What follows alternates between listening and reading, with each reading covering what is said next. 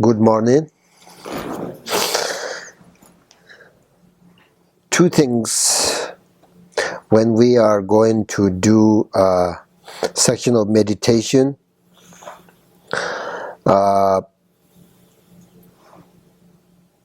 We need to think that until this section of meditation is over, I will put aside all worldly work, activities. It's very important, that kind of motivation, right? So if the section is short or long, whatever you want, whatever you feel, you just say, until this section is over, I will put aside all activities and thinking, if you can. And then when the section is over, sort of making investigate of it, you will see if it went well, then without pride and rejoice with a dedication, right? It's very important. And if it went poorly, without discouragement, bring up great thinking. I must become able to develop Bodhicitta in my heart and benefit sentient beings. These two, I think, kind of important if you're a beginner. Doesn't matter beginner or not. Just correct motivation. And then whether your meditation session went well or not. Either way, you can make courage, yourself. Don't lose your confidence.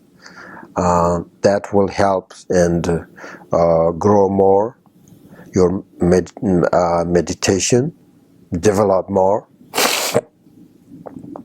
And always important, the motivation. Your meditation is for living beings, sentient beings, not only yourself. Benefit for others, right? And if you wonder how could you benefit sentient beings,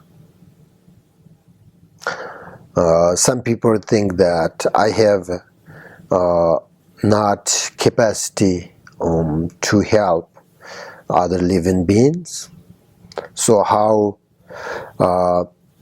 could I benefit, sentient beings? Buddha said that the best benefit for beings is the inter-dharma, inter-practice, and for the minds of sentient beings to transform into dharma.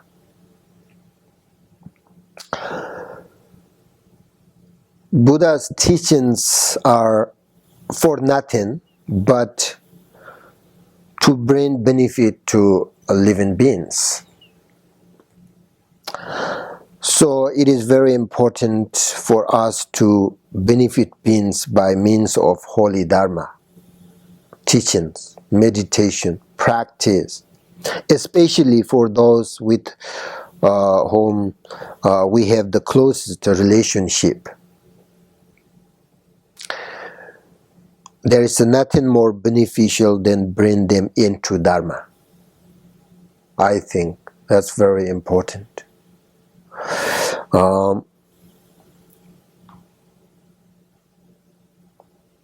And teaching them, if you can, what to practice and abandon in accordance with dharma.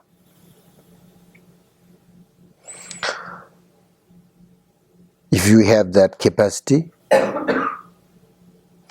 and let them sort of enter into practice and teach them.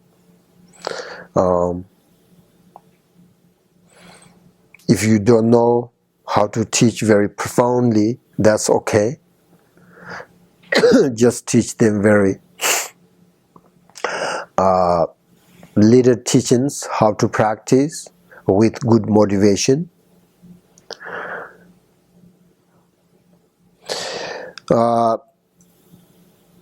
So all of the, if you do this, the 6 perfections or 6 paramatas are included in this practice.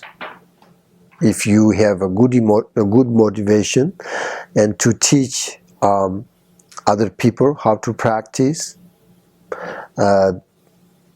it's include the 6 paramata, 6 perfections.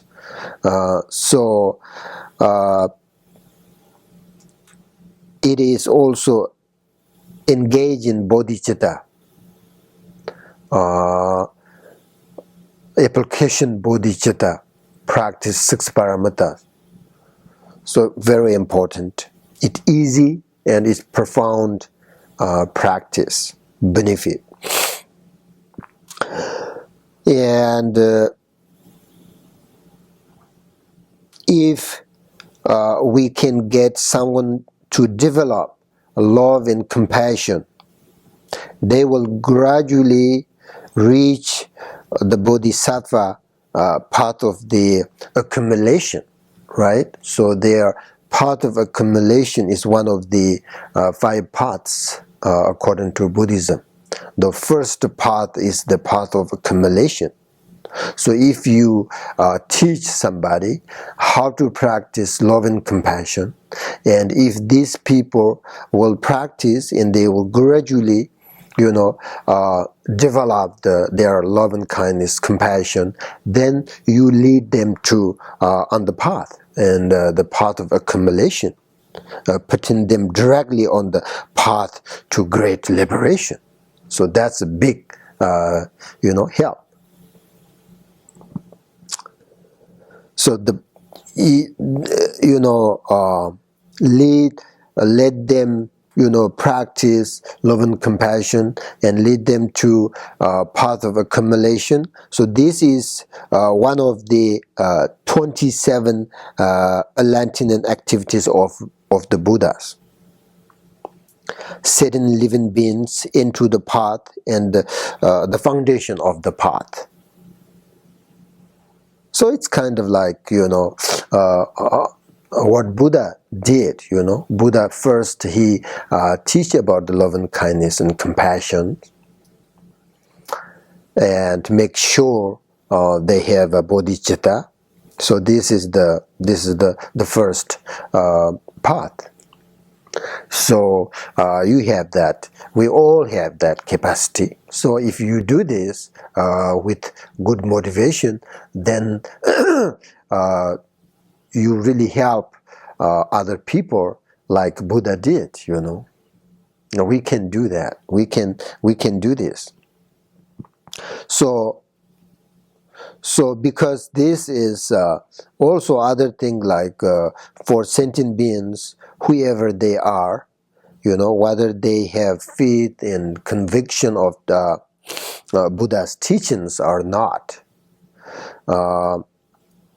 love and compassion are attitude that diminish suffering, right? So therefore, who doesn't need this kind of meditation? Definitely, love and compassion, practice the meditation are really attitude that diminish their suffering. So we need that. Doesn't matter people have faith or conviction of Buddha's teachings or not. They need diminish their suffering. So love and kindness is the best, right? So therefore, everybody needs to practice love and compassion. Compassion and great compassion are 2 different things, right? You all, I think, know that. The compassion generally means to have compassion for somebody or few people. But great compassion means equal to all beings. So great compassion and bodhicitta are the same. So if you do not have great compassion, you will do some sort of good to the people that you know, or your friend, and the ones you like, right? And you do less good to people you do not know and that are not your friends.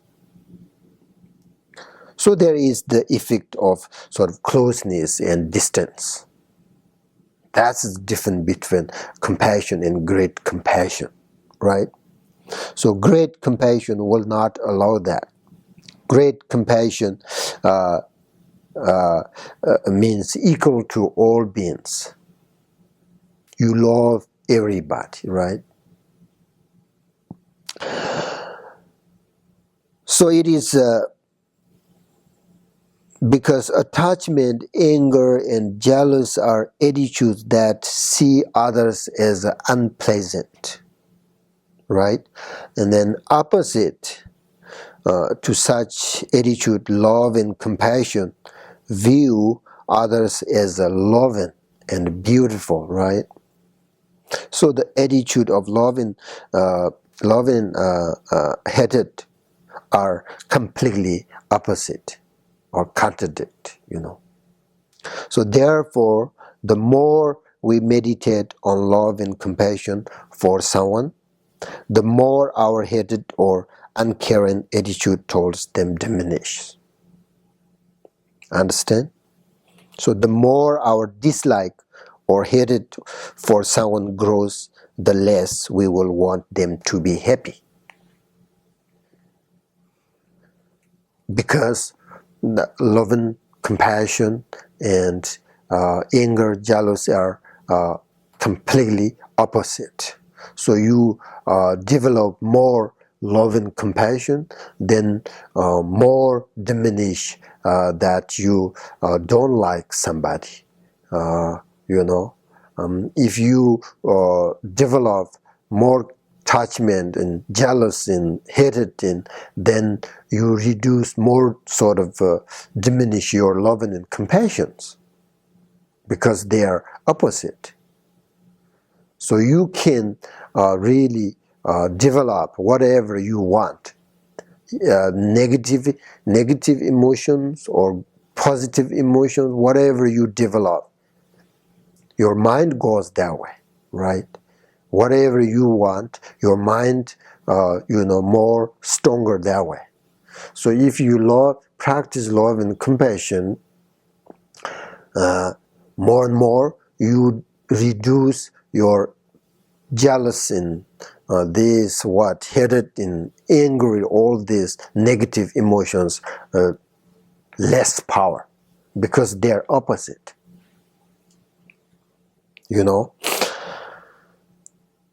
So it is very important to train this attitude at all time. Shantideva said, after fully considering it for many times, the Buddha saw just this as beneficial, which means compassion, love and compassion.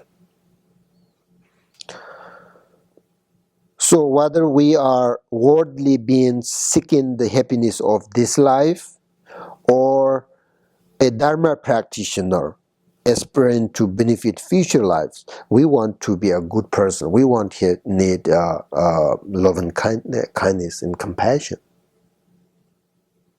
Therefore, what Dharma practitioners aspire to, the root of the Mahayana path is the love and compassionate heart of enlightenment or bodhicitta.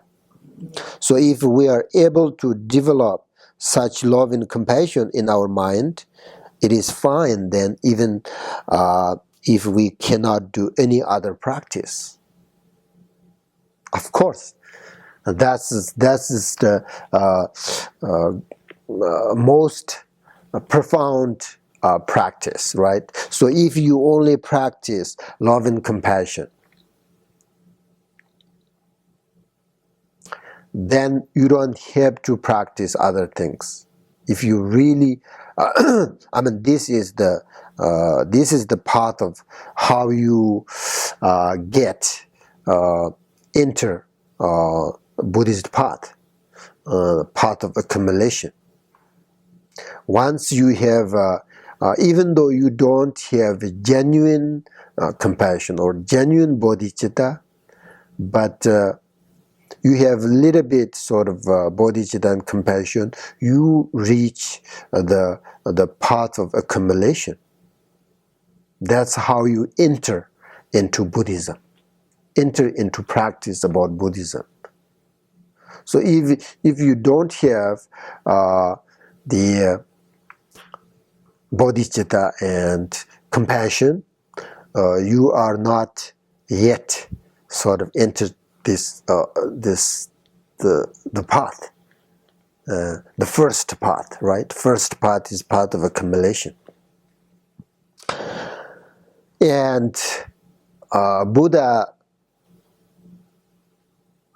said in his sutra, Buddha said that bodhisattvas do not turn in many teachings. They practice in one teaching. What is that? Great compassion. Buddha himself said that. And also Buddha said that whoever has compassion has bodhicitta. Whoever has bodhicitta has Buddhahood or enlightenment, liberation. So I think love and kindness and compassion is most important to practice for the beginners, advanced, for everybody. So today we'll meditate on love and compassion. Love and compassion. So how to meditate love and compassion? Of course you know, right? Although so many teachers have taught many methods for meditating on love and compassion, but to explain it simply, the meditation has two things. Keep in mind. So along with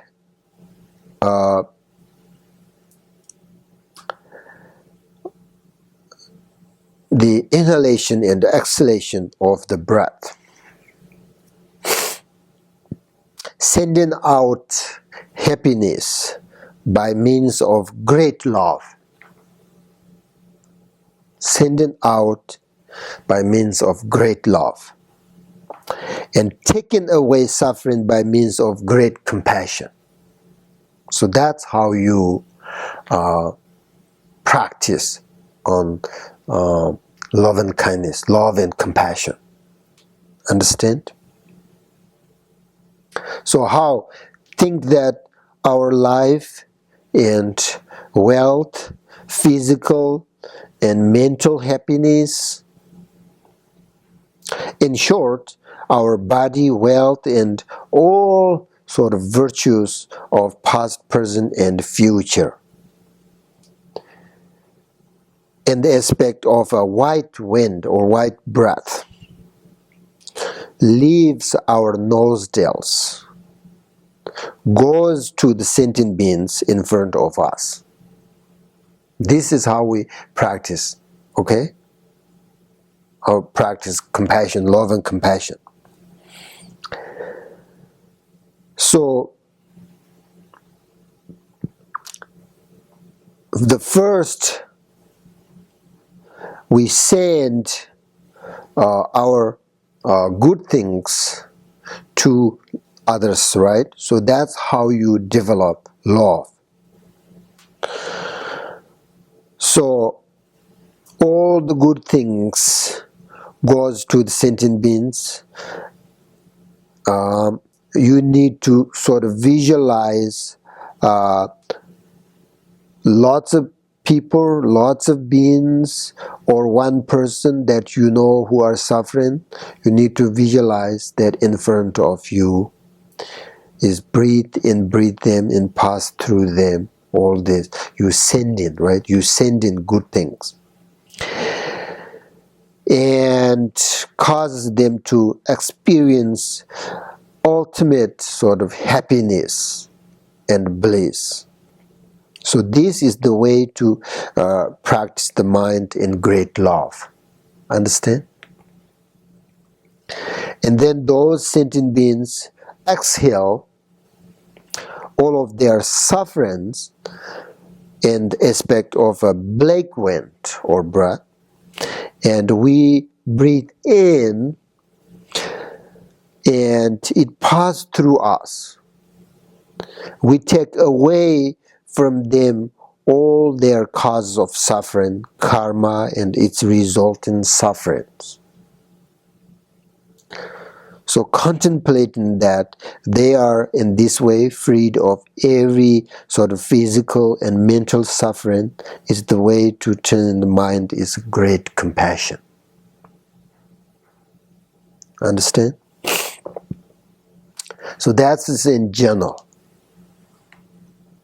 And I have a special instruction for this. When you are meditating this way,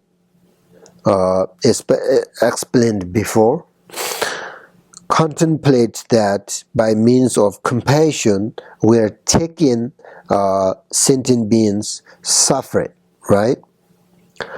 After we have done this visualization, we take a slow, long inhalation and hold our breath briefly. Then, by means of love, contemplate that we are sending out our happiness and so forth. With the visualization of sentient beings receiving it. And it passed through them and so forth with a sort of gentle sort of breathe out.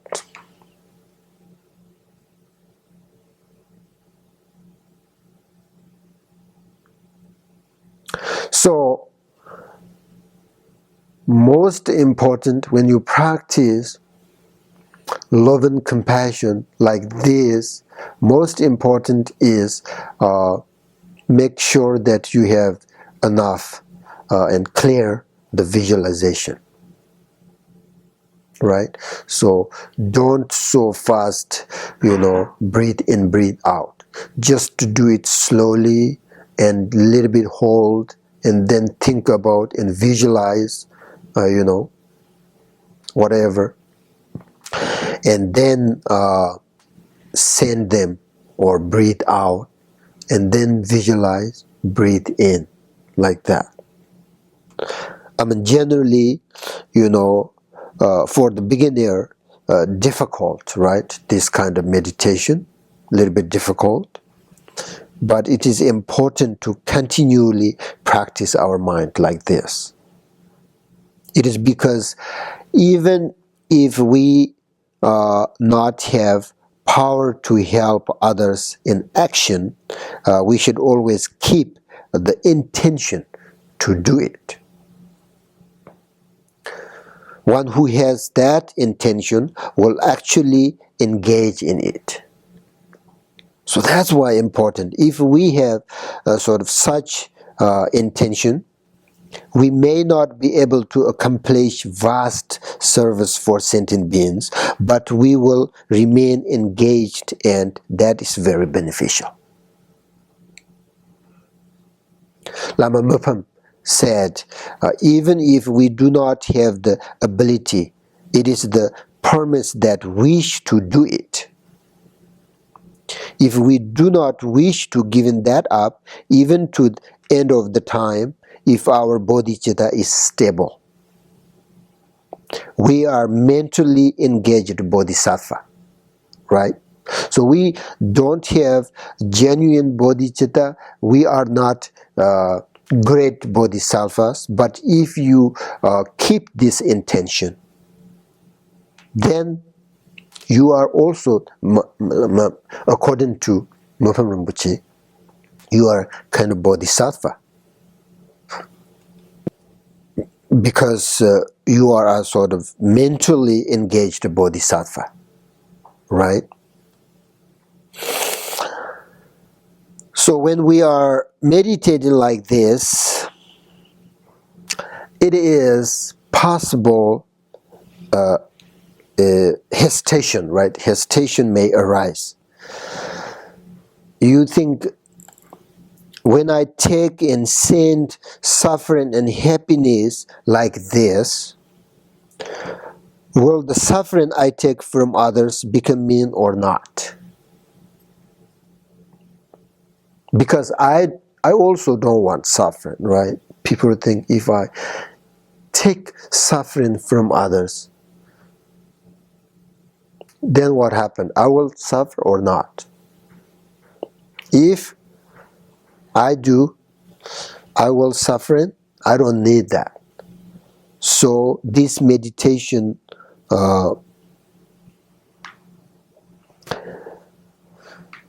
like, pursues bodhicitta with sending and taking of happiness and suffering is the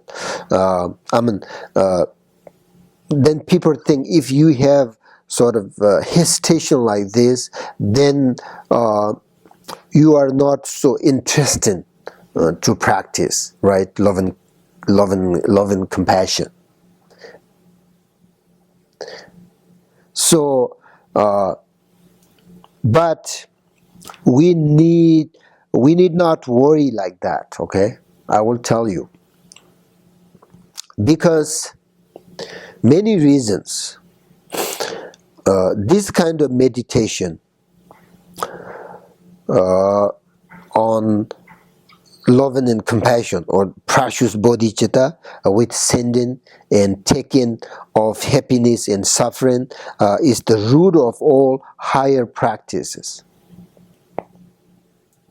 So the essence of all Buddha's teachings. Okay? And very powerfully virtuous practice this is. And the result of virtue is only happiness, never the development of suffering, right? If you do good things, the result is virtue, good thing also. That's we call it karma. Cause and karma, right? If you do good things, result good. Bad things, you will suffer. So this, if you meditate, taking and sending suffering happiness, this is the profound practice and virtue. So the result, you will never suffer. You develop happiness, actually. Your happiness, even though you take somebody's suffering, the result you will not suffer. You will be very happy.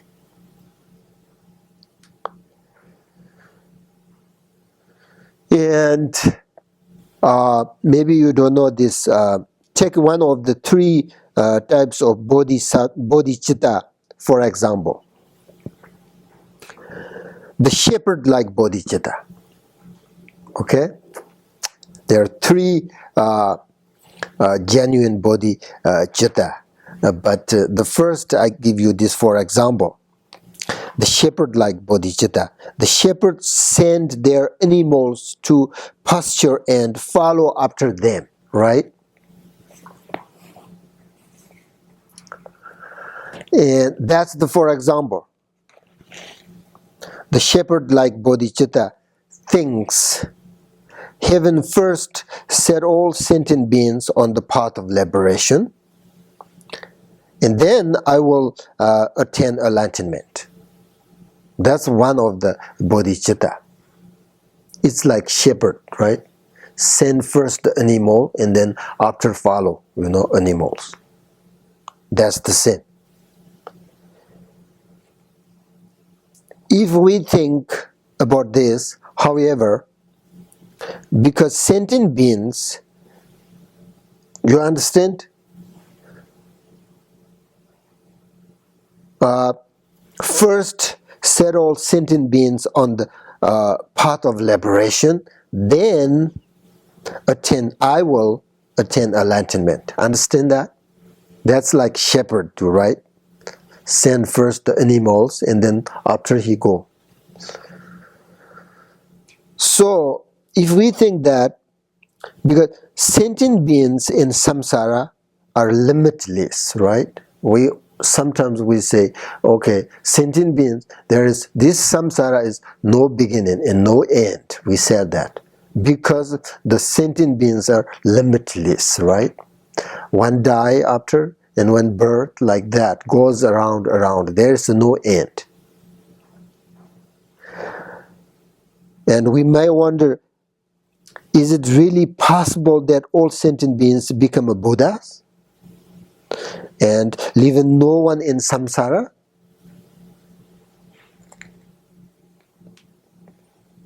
Then that's not limitless, right? Even if it were possible, once all sentient beings become a Buddhas, what need would there then be for anyone to become a Buddha? The need for becoming a Buddha is to benefit sentient beings by sort of training the well of Dharma, right? That's the Buddha's motivation, intention, their goal. If sentient beings had already become a Buddhas, if there were no sentient beings to be engaged as beginners by Buddha's activities, who would Buddha benefit? There is no beneficial. Right? So now, if all sentient beings become a Buddhas, for whom would Buddha's teachings and dharmas? Who would their activities engage? So if we wonder, well then, doesn't make much sense, the shepherd-like bodhicitta practice. But the reason is that if we practice our mind that way at the first, our wish to practice Dharma will grow and stronger, and it will prevent us from becoming discouraged. One reason, shepherd-like bodhicittas practice bodhicitta, one reason is that, because we never lose our confident faith.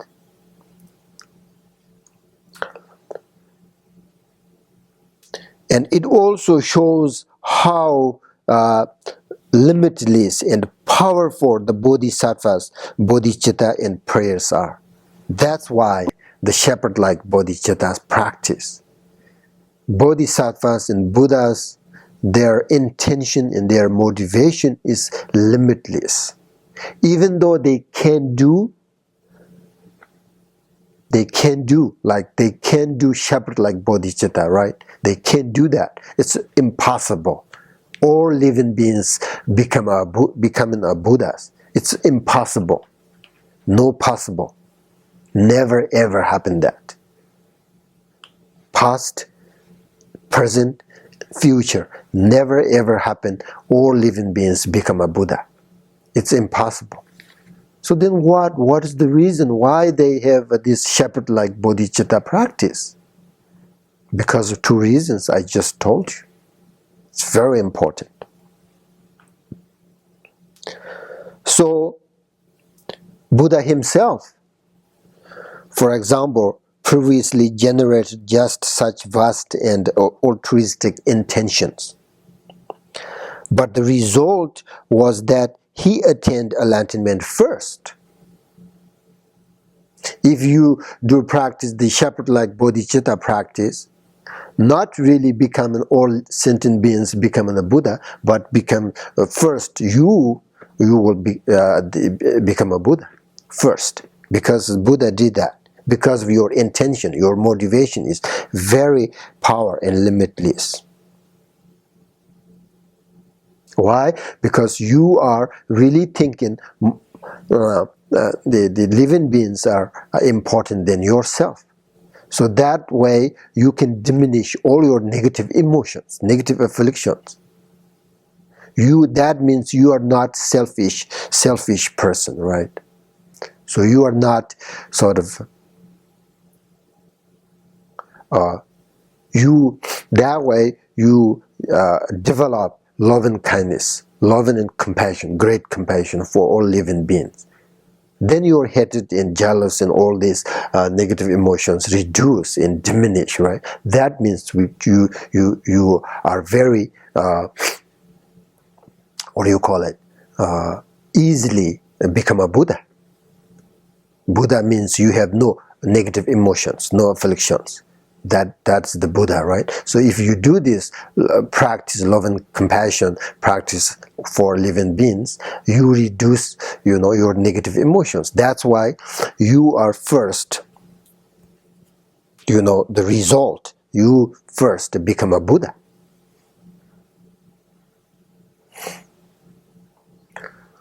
So that's a very great method, actually.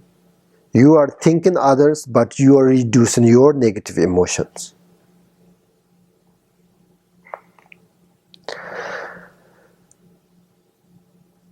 That's we can see what the Buddha did. He practiced this like the shepherd-like bodhicitta, but the result was that he attained enlightenment first. We are still in samsara. When he say, I'm going to practice for the living beings, that means include all of us, right? When the Buddha, 2,600 years, became India and he practiced like that, he said for all living beings. But actually for himself, because he got first enlightened. We are still in samsara. So shepherd-like bodhicitta is so powerful practice and very profound. So you don't sort of don't need worry that taking suffering. Many people ask me, what happened in me? I don't want suffering. When you're taking suffering, right, from others, you don't worry about that. So also Shantadeva is a great teacher of India. And he said, whatever happiness exists in the world arises as result or tourism. Whatever suffering exists in the world arises as a result of selfishness. Because of we can see selfish people seek their own benefit, right? And then still there's samsara and more suffering. And Buddhas, bodhisattvas act for the sake of others, and they are become a Buddha and bodhisattva. So look at the difference between these two. So we should practice shepherd-like bodhicitta today. Understand? So this is how you really practice love and compassion. Understand? Give them your good things and take their suffering. So that's if you understand what is the difference between the characteristic of difference between love and compassion. Exactly. Give good things, love, and then compassion is you doesn't want who are suffering, right? So taking their suffering. I mean, removing, maybe you would say moving their suffering from their both mind and body. And then give them happiness and, wealth. Understand? So that's we should practice today.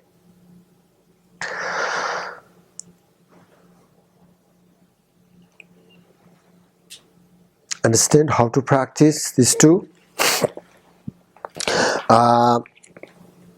So sometimes we call this practice, actually you call Tonglen practice, right? Giving and taking practice, right? Or giving and removing practice. So understand how you visualize. Start by visualizing just one person that you know who is really suffering, or many people, or your family, your relatives, your cousins, whatever, who are suffering. Visualize that in front of you, just exactly same as that person or whatever whatever you really